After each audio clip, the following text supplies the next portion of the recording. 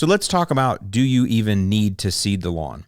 And again, there's a little different approach if you're starting in the spring or the fall. I've talked about the 30% rule, where if your lawn is 30% good grass, then you don't really need to start over. You can fertilize and overseed and get it looking good. That's more if you're approaching it in the springtime, right? Because you got the whole year ahead of you. Right now we're in the fall, and so we're approaching the lawn again. So there's going to be a couple of scenarios. If you come up to your lawn and you look at it and it is sufficiently thick. Now, it might have been dormant in the summer because you weren't able to water it. So I recommend, if that's the case, go ahead and start watering now. Give it 3 days in a row of a ½ inch to an inch of water for 3 straight days. That's enough to tell the lawn, okay, come out of dormancy, I got you, and then start watering normally every other day, 1/2 inch.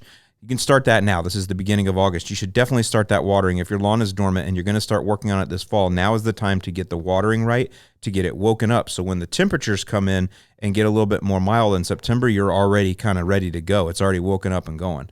But if you're looking at your lawn right now and it is sufficiently thick, you don't really see any major bare spots anywhere, maybe you do have a couple here and there that you can handle by themselves with some patching type products, then I would say don't overseed. If your lawn is already sufficiently thick, there is no need to add grass seed to it. It doesn't make any sense to do that. It doesn't make any sense to spend them. Hold on, my dog is barking. I don't know if y'all can hear. All right, I'm back. I give him the run of the warehouse, and he barks at people on the other side of the doors.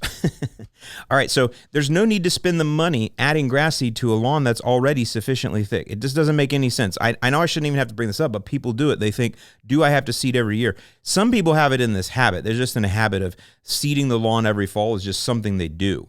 And I'm encouraging you to say you don't need to do that. There's no need to add seed to an already sufficiently thick lawn. Instead, what I recommend you do is you continue taking advantage of the natural growth habit that it's going to have, and you push it with fertilizer, nitrogen, every 4 weeks, and then also you go on to defense, because there are problems that can start in the fall that you can stop. So the biggest one we hear about is Poa annua. That is annual bluegrass. Annual bluegrass is very similar in it's an annual. That means it germinates in the fall, and it starts to grow, then it lives over the winter under the snow, and then or dormant, and then when you get to the spring, it starts to grow more and more and more. It gets bigger, it spreads out, and when it gets to summer, it grows seeds, it drops the seeds, and then it dies. That's its year. It's an annual, so that's its yearly cycle. It's the opposite of crabgrass. That's what I was alluding to earlier. It's very similar to crabgrass in that it lives 1 year, drops seeds, and dies. It's just the opposite. Crabgrass germinates in spring and dies in the fall or just before winter, whereas Poa annua, or annual bluegrass, germinates in fall and then dies at the end of the following spring. So that's kind of the difference there, or early summer. So the thing about them is they live that 1 year, they live fast, they die hard, and they drop those seeds, and those seeds spread, and then you get more Poa annua, and eventually it can take over your entire lawn. It really can. And so because it's a fall germinating annual, it can be stopped with pre-emergence. Prodiamine is the primary one that we use, and that will stop it. It works very well. You put it down in the fall as soil temperatures fall to 70 degrees out of summer, and you can do 1 app typically is all you're going to need for a cool season lawn. You do 3 pounds per thousand if you're using our product. That'll give you 3 months of control, and that will start to stop your Poa annua problem. Now, keep in mind, you got seeds that are in there. If you've had a Poa annua problem for years, you got seeds that are under that lawn from the years previous. Okay, it's not like 100% of the seeds that drop this year, 100% of them germinate next year. No. Some stay in the lawn for years. So to eliminate a Poa annua problem, you might have to do pre-emergence in fall for 3 years or so, 2 or 3 years, right, to burn out that crop. Just to let those all germinate out. Now, they germinate out into your pre-emergent and die, but that's the idea, right? To burn it out. There's a term when I was with the Scots guys that they were using. Their seed bank is a term they use. There's a seed bank of Poa annua in your soil, and you got to let that seed bank deplete. And so you use pre-emergence in the fall for 2 or 3 years, and that will deplete that seed bank. The same thing happens with crabgrass when we apply Prodiamine in spring. We're depleting the seed bank. That's why you've often heard me say over the years, hey, you don't have to, once you start working on a lawn care program and you're using pre-emergence, you could use them for 2, maybe 3 years, and then you can stop because you've depleted that seed bank. Now, there is a chance after a few years that you could get a very unseasonable summer, maybe an unseasonably dry summer or an unseasonably wet summer that will wake up the seed bank deeper down, right? Because there are seeds maybe that have gotten deeper down that just never got disturbed. But this unseasonable summer of super dry or super wet will wake them up, and you might get a resurgence of crabgrass. Either way, Poa annua works very, very similar. You deplete the the seed bank. So what I would say is if you're somebody that's had a problem with POA, you probably shouldn't seed at all in the spring. Now, we're going to talk about the Pro Vista Kentucky Bluegrass here in a minute. I'm going to put that at the end of this podcast because it's completely different. You have to change everything you know about seeding and a lot of things that you know about taking care of Kentucky Bluegrass. It's completely different with the Pro Vista. So if you're a Pro Vista person, stay till the end and you want to hear something different.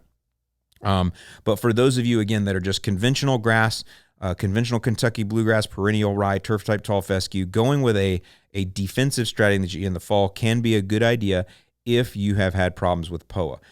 So that was something just to talk about there. Now, let's say you have decided, nope, Alan, I need to seed. My lawn is very thin. Either I had some problems in the summer where some stuff died off, or maybe I'm just now finding this. I'm just now starting.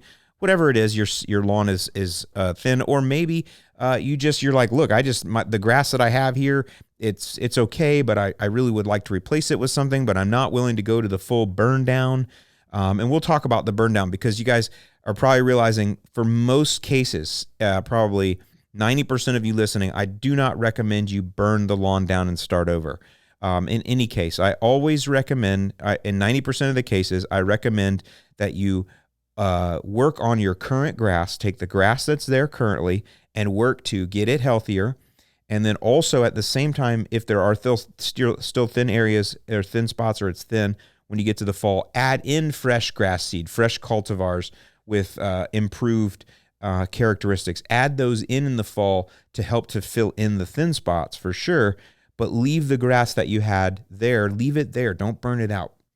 Most cool season grass is going to blend fine. Now, if you're going and you're looking at these elite, expensive cultivars that have all these NTEP scores in there, and their scores are high, and I don't know anything about NTEP except the word NTEP, whatever that stands for, National Telepathy Elephant Fans. I don't know. It's some sort of grading, right, where they do all these things about the seed is good, disease-wise, it's insect tolerant, it's drought tolerant, it's shade tolerant, it's color. And one of the things they'll do is some of these, they'll grade them to be really dark blue-green. Well, if that's the case, then that probably won't match. That's probably not something you should seed in. But if you're just going to the store and you're getting general overseed mixes, or even some of the ones we sell on our website, they're good quality seed, but they're not anything like crazy expensive. Those are going to blend with pretty much everything. And so when I'm getting to that is I'm saying, let your current grass live. Work hard to get it as thick as you can and overseed to fill in the thin spots. That's the strategy that I typically recommend. And part of the reason for that is because you're going to have better success that way. So if you think about it, when you burn down your lawn and start over, now you have bare dirt. Now your soil is exposed to being washed away every time it rains. And with that, your seed gets washed away. And you can watch video after video after video on YouTube. There's guys that have been super transparent showing the struggles that they've had, the challenges that they've had in seeding and things washing away and starting over. It's a challenge. Even if you use the best coverings that are available out there. I think hydro seeding works pretty well with rain, but even that can get washouts. But even if you get the best covering and you do everything right and you're still going to have challenges.